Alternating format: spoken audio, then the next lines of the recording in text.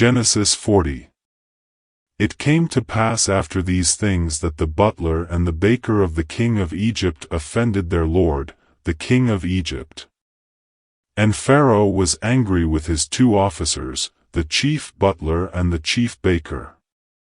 So he put them in custody in the house of the captain of the guard, in the prison, the place where Joseph was confined.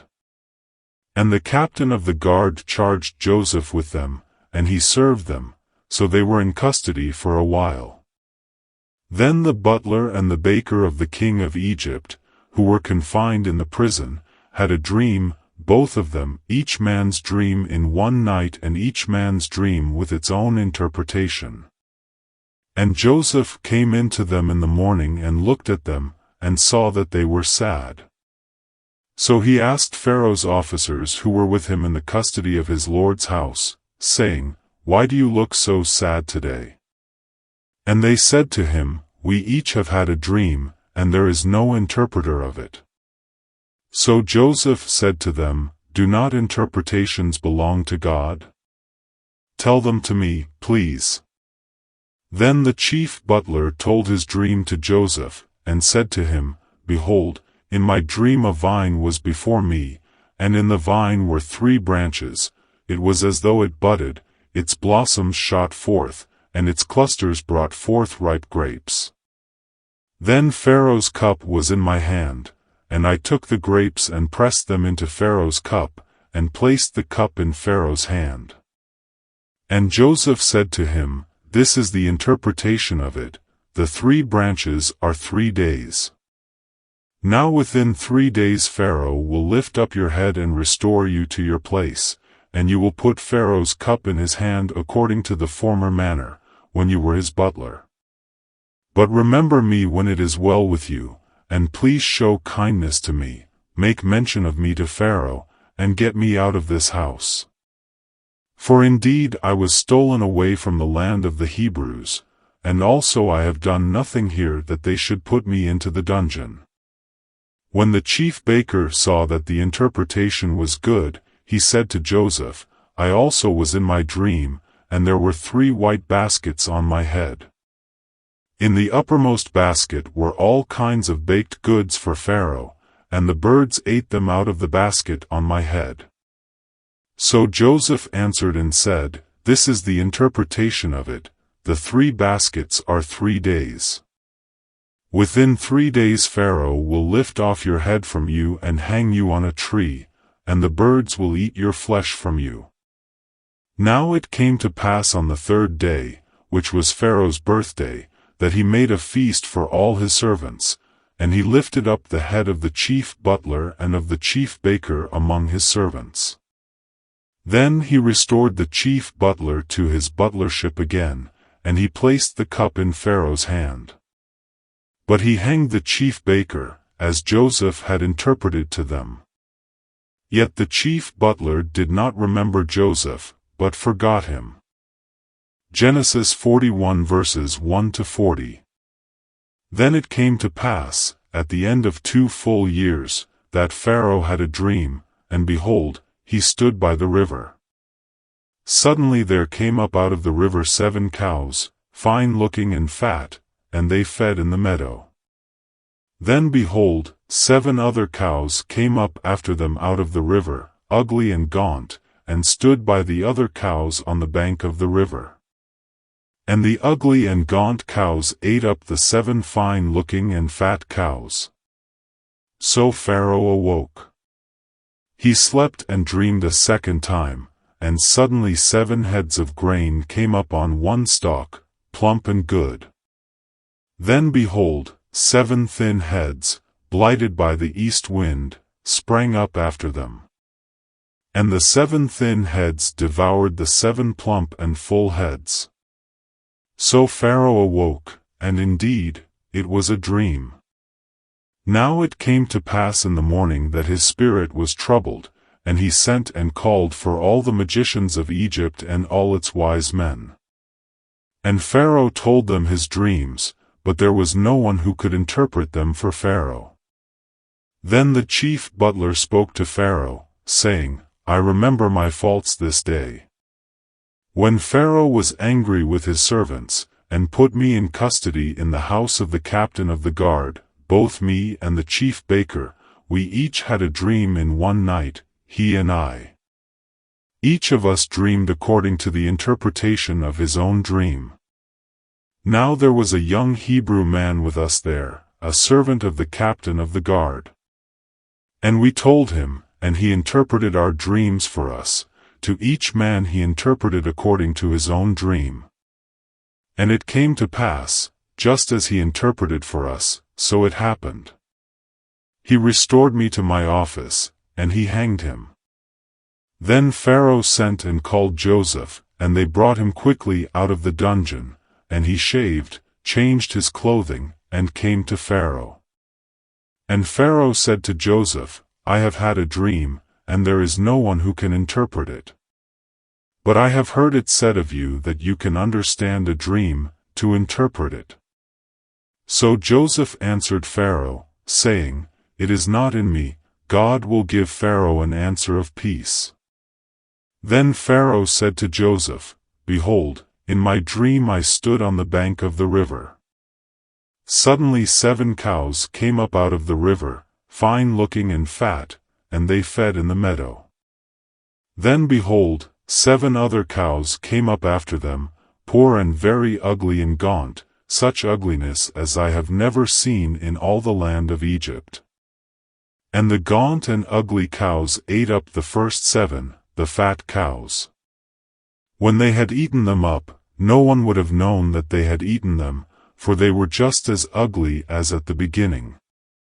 So I awoke, also I saw in my dream, and suddenly 7 heads came up on one stalk, full and good.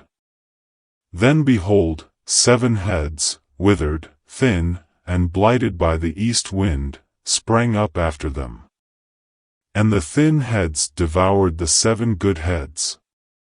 So I told this to the magicians, but there was no one who could explain it to me. Then Joseph said to Pharaoh, The dreams of Pharaoh are one, God has shown Pharaoh what he is about to do, the 7 good cows are 7 years, and the 7 good heads are 7 years, the dreams are one. And the 7 thin and ugly cows which came up after them are 7 years, and the 7 empty heads blighted by the east wind are 7 years of famine. This is the thing which I have spoken to Pharaoh. God has shown Pharaoh what he is about to do. Indeed 7 years of great plenty will come throughout all the land of Egypt, but after them 7 years of famine will arise, and all the plenty will be forgotten in the land of Egypt, and the famine will deplete the land. So the plenty will not be known in the land because of the famine following, for it will be very severe. And the dream was repeated to Pharaoh twice because the thing is established by God, and God will shortly bring it to pass. Now therefore, let Pharaoh select a discerning and wise man, and set him over the land of Egypt. Let Pharaoh do this, and let him appoint officers over the land, to collect 1/5 of the produce of the land of Egypt in the 7 plentiful years. And let them gather all the food of those good years that are coming, and store up grain under the authority of Pharaoh, and let them keep food in the cities. Then that food shall be as a reserve for the land for the 7 years of famine which shall be in the land of Egypt, that the land may not perish during the famine. So the advice was good in the eyes of Pharaoh and in the eyes of all his servants. And Pharaoh said to his servants, Can we find such a one as this, a man in whom is the Spirit of God? Then Pharaoh said to Joseph, Inasmuch as God has shown you all this, there is no one as discerning and wise as you.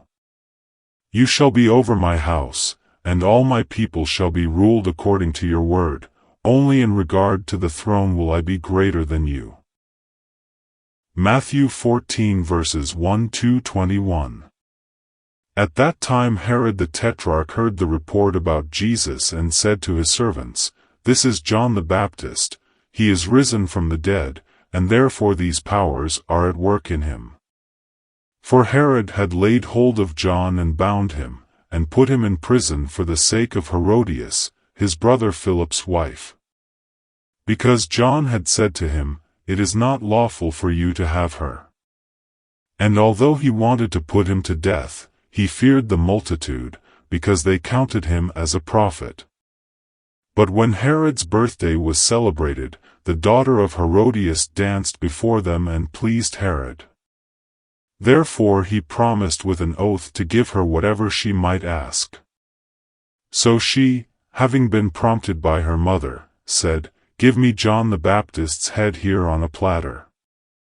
And the king was sorry, nevertheless, because of the oaths and because of those who sat with him, he commanded it to be given to her.